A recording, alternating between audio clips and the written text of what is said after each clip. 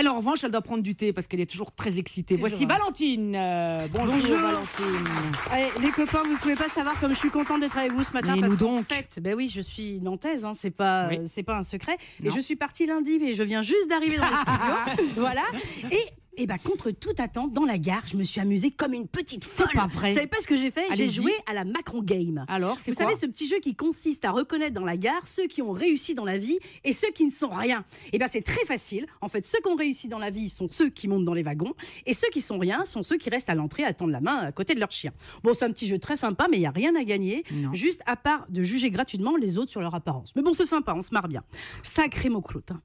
Oui, mokrout, Willy. Mokrout. Oui, mokrout, c'est Macron en arabe. Mokrout. Oui, mokrout. On dit mokrout aussi. Je sais, parce qu'en fait, je suis d'origine algérienne. Oui, Je sais que ça ne se voit pas. Et au bled, le mokrout, c'est aussi un gâteau indigeste, plein de miel, que tu regrettes d'avoir acheté, mais souvent, tu l'as choisi par dépit, parce que tu avais juste le choix entre une tarte, un gland et un étouffe chrétien.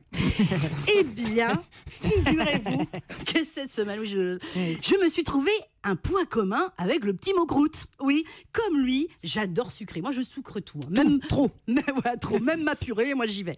Et ben, lui, c'est pareil. Il sucre tous les budgets, et l'armée, les collectivités. Il a la main lourde. Hein. Faudrait peut-être pas qu'il nous fasse un diabète avant la fin de son mandat, quand même. Hein. Par contre, toujours pas de news de l'augmentation des 100 € de l'aide handicapée. Macache Wellou, rien. L'espoir de ceux qui l'attendent est retombé aussi vite et bas que la cote de notre président cette semaine. En même temps, c'est pas les handicapés qui vont descendre manifester aux Invalides contre le mouvement En Marche. Voilà. Déjà, pour ça, il est tranquille. Déjà pour ça, il faudrait qu'on leur ait tous attribué des logements adaptés, pas comme Monsieur Bellotti qui est resté, je crois, à peu près 4 ans sans sortir de chez lui et sans pouvoir se laver, car son fauteuil roulant n'était pas adapté aux portes. Mais bon. Je comprends, il y a des choses bien plus importantes pour le président, comme d'aller se pavaner auprès de Rihanna. Voilà. Je suis un petit peu énervée aujourd'hui parce que je suis particulièrement touchée par le sort de certains Français. Et d'ailleurs, je voudrais même donner un conseil à certains d'entre eux qui, comme moi, ne sont pas encore partis en vacances depuis à peu près 5 ans, faute de budget.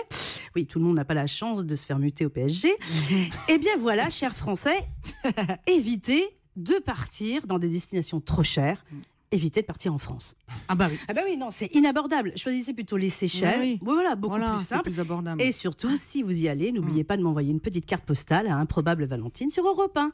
Merci beaucoup Valentine pour ces bons conseils pour nous sortir de la crise.